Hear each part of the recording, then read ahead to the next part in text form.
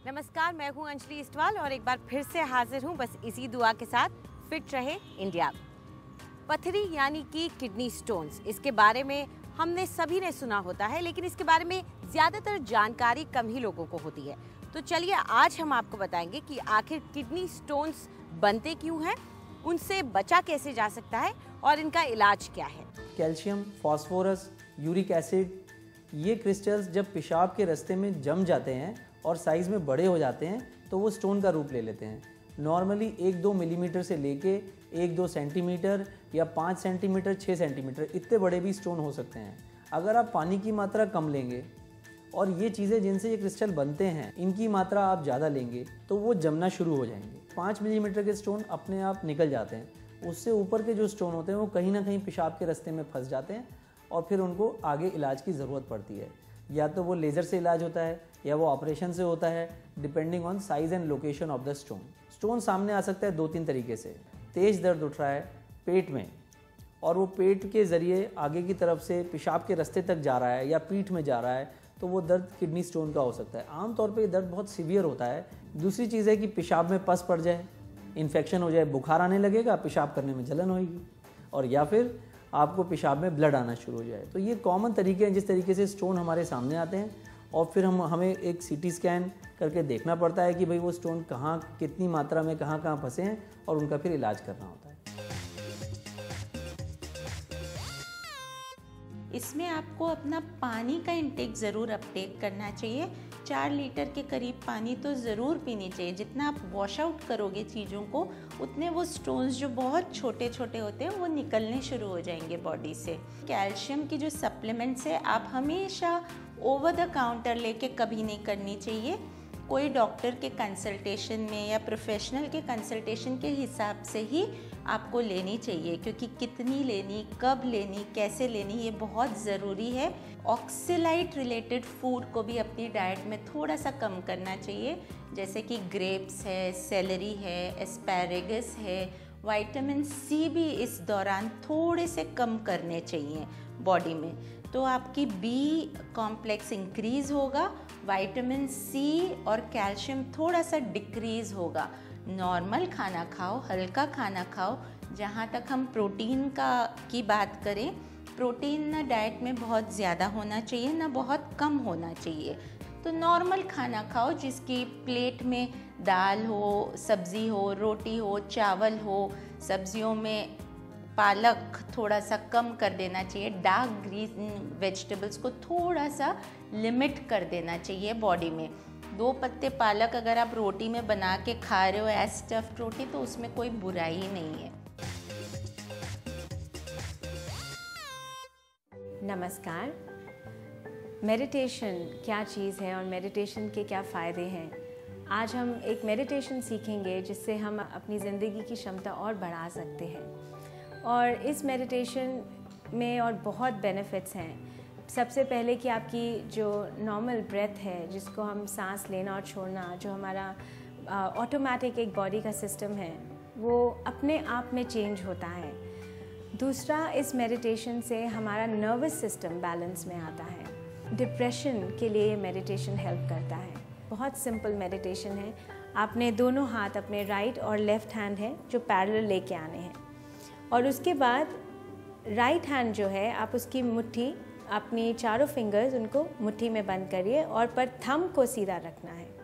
Left hand अब आप ऊपर से राइट हैंड को कवर करेंगे और जो थम्स हैं उनमें एक वी बना देंगे।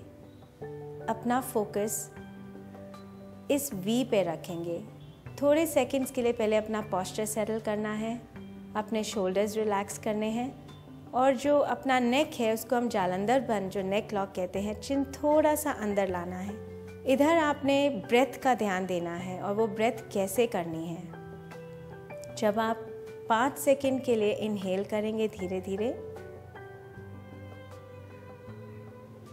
5 सेकंड एक्सेल करेंगे और एक्सेल करने के बाद आप थोड़ी देर बिना ब्रेथ के यहीं पे होल्ड करेंगे। दूसरी चीज़ का ध्यान, आपकी आंखें 9/10 खुली हैं। अपना फोकस इसी पॉइंट पे दीजिए। इसको आप 3 से 5 मिनट से 11 मिनट तक बढ़ा सकते हैं। इसमें आपने एक चीज़ का ध्यान ये देना है कि आप इसको जब आप कर देंगे तो अपने आर्म्स कोशिश करिए कि उनको सीधा ही रखिए, अपने एल्बोज़ नहीं बेंड करिए। आज के लिए इतना ही। Thank you.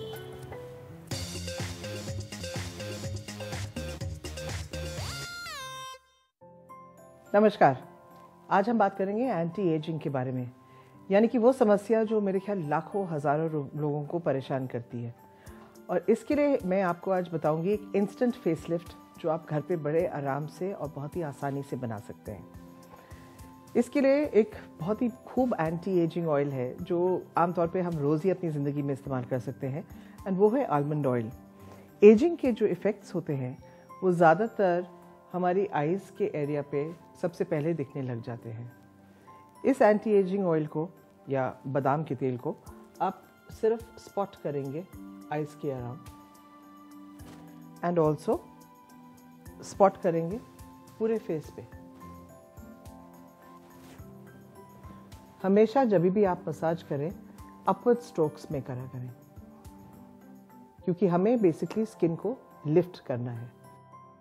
ये आप देख रहे हैं एक बहुत ही पतला हमने परत बादाम की तेल की लगा दी है पूरे स्किन पे। अब हम बनाएंगे एक एग वॉश।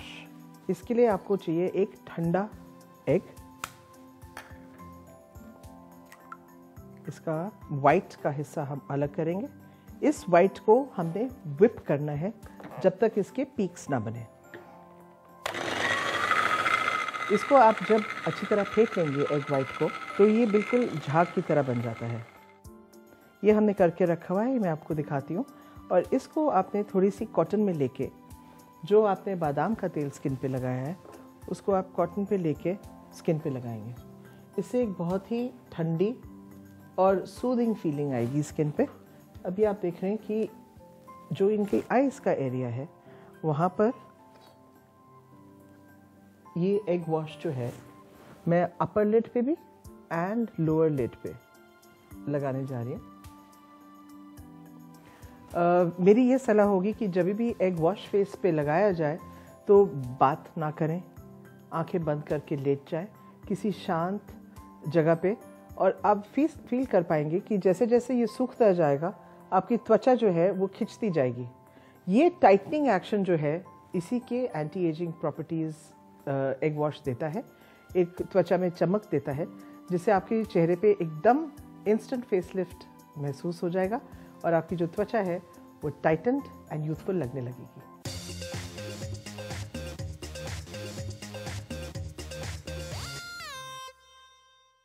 आज का हमारा वर्कआउट एक फुल बॉडी वर्कआउट है। हम 2 एक्सरसाइजेस करके अपनी पूरी बॉडी की मसल्स को वर्कआउट करने वाले हैं। आप इस तरह मैट पे आ जाइए और अपने दोनों हाथों को अपने हिप से थोड़ा सा पीछे ले जाइए और ऊपर की ओर रेस कीजिए। हम अपने दोनों आर्म्स को नीचे की ओर लेके जाएंगे और इस तरह से मूव करेंगे। आपका सारा वेट आपके आर्म्स पे आना चाहिए। अगर आपको ये एक्सरसाइज बहुत इजी लगती है, इसकी डिफ़िकल्टी लेवल को हम बढ़ा सकते हैं। एक लेग ऊपर ले जाइए। आपके एल्बोज पूरी तरह से बेंड होकर उठनी चाहिए। इसकी डिफ़िकल्टी लेवल को और भी बढ़ा सकते हैं ऊपर की ओर किक करके।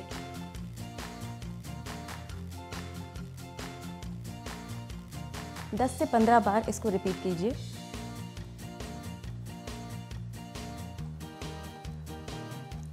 इस एक्सरसाइज को आप दूसरी लेग पे भी रिपीट कीजिए।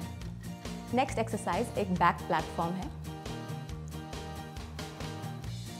इस तरह से आप अपने हाथों और पैरों पे आ जाइए और अपने पेल्विस को रेस रखिए। अपने टोज की ओर देखते रहिए। अपने ब्रेथ को नॉर्मल रखिए और जितनी देर तक होल्ड कर सकते हैं इसको होल्ड रखिए।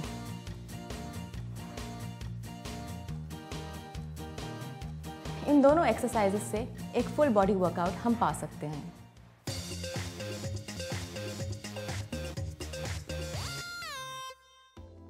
आज मैं आपको बताने वाली हूँ कि आप अपनी आईब्रोज को और भी शेपली और डिफाइंड कैसे बना सकते हैं।